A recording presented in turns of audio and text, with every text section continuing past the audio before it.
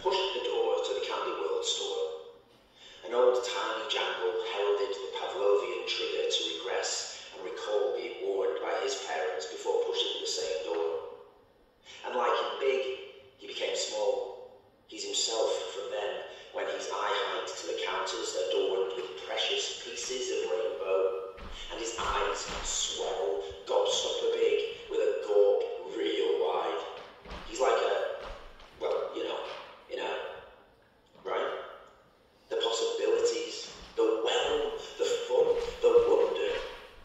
His attention sucked in all directions. The tumble of thoughts went, I want this and those and that. Come on! Wait, how much time has passed? It can only be seconds, surely. When he hears the echo of his own dad beckon from his own fatherly lips.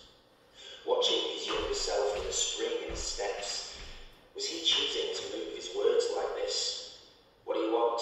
He asked the child. This and those and that. We haven't got time for this, Dad sighed.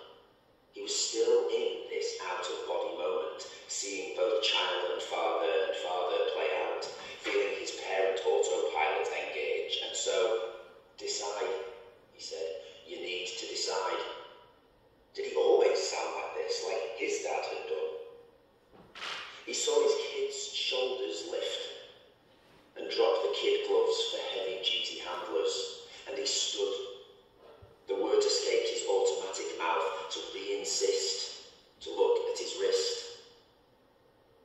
As the trainee disposal expert weighed up what he should cut away, saw his Wonka world get very small, his eyes get very big, the spring in his step became hair-triggered to run.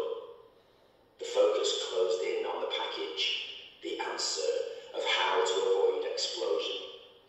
What are you having? Drops of sweat tumble across the rutted no child's land of his brow, too furrowed for his age.